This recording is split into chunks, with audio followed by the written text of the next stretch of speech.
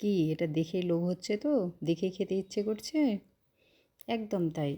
বাচ্চারা এটা দেখেই খেয়ে ফেলবে। যাদের বাচ্চারা বিশেষ করে ডিম খেতে চায় না, তাদের বাচ্চাদের জন্য আজকের এই রেসিপিটা fluffy sponge omelette in Hyderabadi. তো এটি দেখতে যতটা অসাধারণ হয়, খেতেও ততটাই সুস্বাদু হয়। বাচ্চারা নিমিষেই ফিনিশ করে ফেলবে। ডিম খাওয়া নিয়ে মাদের আর কোনো টেনশন থাকবে না। তো প্রথমে আমি নিয়ে নিলাম 3টা ডিম। ডিম 3টার হলুদ অংশটা আমি প্রথমে আলাদা করে নেব। হলুদ অংশটা আলাদা করে নিলে সাদা অংশটা খুব তাড়াতাড়ি ফ্লফি করানো যায়। এটা আমি স্বাদ মতো লবণ দিয়ে আমি এখন হ্যান্ড উইচ দিয়ে বিট করে নিব। তো সাদা অংশটা আমার বিট করা হয়ে গেছে। এবার আমি দিয়ে দিব হলুদ অংশটা। এটা দিয়ে আবারও আমি বিট করে নিব।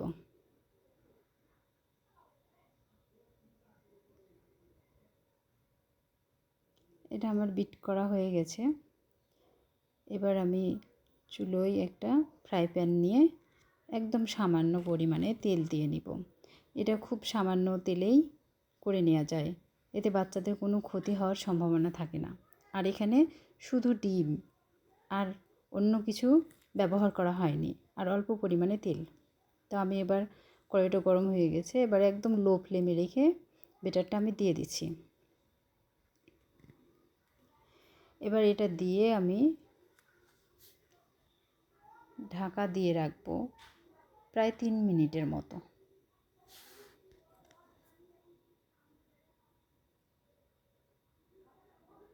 দেখুন আমার চুলার আঁচটা আপনাদের দেখিয়ে দিচ্ছি, একদম লো। আমার চুলার আঁচটা এইরকম লো থাকে।